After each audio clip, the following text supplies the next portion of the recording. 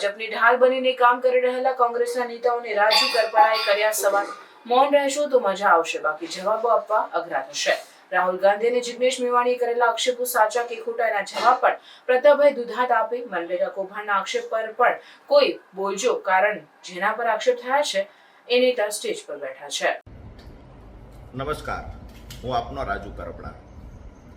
ગઈકાલે વિસાવદરની અંદર એક જાહેર સભાને સંબોધતા કોંગ્રેસના નેતાઓએ ભાજપ પર વરસવાના બદલે ક્યાંક ને ક્યાંક આમ આદમી પાર્ટી, અરવિંદ કેજરીવાલજી અને ગુજરાતનો યુવા ચહેરો, જેના પણ ગુજરાતના યુવાનો, ગુજરાતના ખેડૂતો જેને પોતાના પરિવારનો સભ્ય ગણે છે, એવા ગુજરાતના યુવા ચહેરા ગોપાલભાઈ, જે વિસાવદર વિધાનસભાના ઉમેદવાર છે, આ ગોપાલભાઈ વિશે, અરવિંદ કેજરીવાલજી વિશે અને આમ આદમી પાર્ટી વિશે એલફેલ શબ્દો જે ન શોભી શકે, જાહેર જીવનમાં રહેનાર વ્યક્તિને શોભે નહીં, આવા શબ્દ પ્રયોગ કાલની જાહેર સભામાં અમુક કોંગ્રેસના નેતાઓએ કર્યા છે.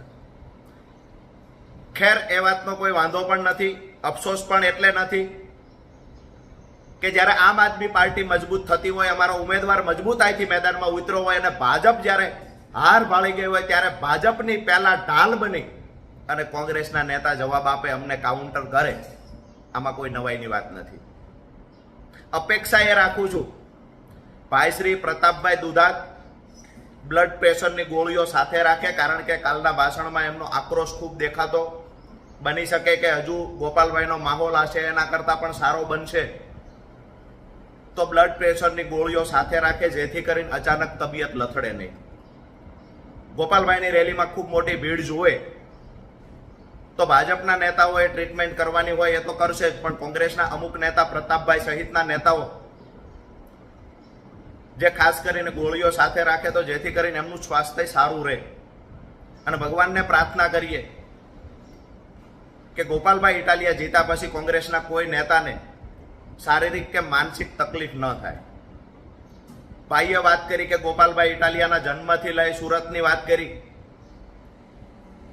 એક વાતનો જવાબ આપું છું, સુરતની કતારગામ વિધાનસભાની જનતાને તો પૂછીશું, માત્ર ગોપાલ ઇટાલિયા કતારગામ માટે નથી લડતો. કતારગામમાં અમારા 2 કોર્પોરેટરો છે, સતત ત્યાં પ્રગતિના કામ કરાવી રહ્યા છે, સતત સુરત મહાનગરપાલિકાઓમાં લડી અને કતારગામ માટે કામ કરાવવા 2 અમારા ચૂંટાયેલા સભ્યો રાત દિવસ મહેનત કરે છે. મારે કોંગ્રેસ પર કોઈ આક્ષેપ નહોતા કરવા. કોંગ્રેસ વિશે આપણે કાંઈ જાહેર જનતાને કહેવાની જરૂર પણ નથી. પણ પ્રતાપભાઈ દુધાતને હું સવાલ કરું છું કે તમે એ ટીમ, બી ટીમ, સી ટીમની જે વાતો કરો છો, ગુજરાતની જનતાએ સુપેરે જોયું છે કોણ બી ટીમ તરીકે કામ કરે છે. રાહુલ ગાંધીજી, આદરણીય રાહુલ ગાંધીજી, રાષ્ટ્રીય નેતા કોંગ્રેસના, જેને આવીને કહ્યું છે કોંગ્રેસના નેતાઓ ભાજપ સાથે મળેલા, આ વાત સાચી છે કે ખોટી? પ્રતાપભાઈ જવાબ આપે. થોડા દિવસ પહેલા જિગ્નેશભાઈ મેવાણીએ કહ્યું પીડિતો માટે, ગરીબો માટે, વંચિતો માટે કોંગ્રેસના નેતા અવાજ ઉઠાવતા નથી. આ જિગ્નેશભાઈ મેવાણીએ કરેલા આક્ષેપ છે, એ મુદ્દે પણ પ્રતાપભાઈ દુધાત જવાબ આપે. બોખલાઈ જઈ અને ભાજપના બચાવમાં આવી અને વાહવાહી લૂંટવાની જગ્યાએ પ્રગતિના કામ થાય, ખેડૂતોના હિતના કામ થાય, એવી વાતો થાય તો સારી વાત છે. તમારા જ મંચ પર તમે ભાષણ કરતા ત્યારે તમારા જ મંચ પર જે નેતાઓ બેઠેલા છે, એ નેતાઓ પણ ચૈતરભાઈ વસાવાએ મનરેગા કૌભાંડના કરોડો રૂપિયાના આક્ષેપ કર્યા છે. જો સમય મળે તો એ મુદ્દે પણ થોડો જવાબ આપી દેજો. વાત કરી તમે કે હું મારું વિધાનસભા ક્ષેત્રમાં કાર્યાલય મેં ચાલુ રાખ્યું છે. અમરેલી કોંગ્રેસના નેતા બહાર આવે એ પહેલા પાયલબેન ગોટી સાથે અત્યાચાર થયો ત્યારે ગોપાલ ઇટાલિયા સુરતથી અમરેલી લડવા માટે આવ્યો છે. સુરેન્દ્રનગર જિલ્લાના ખેડૂતો પર અત્યાચાર થયો ત્યારે ગોપાલ ઇટાલિયા સુરતથી સુરેન્દ્રનગર આવ્યા છે.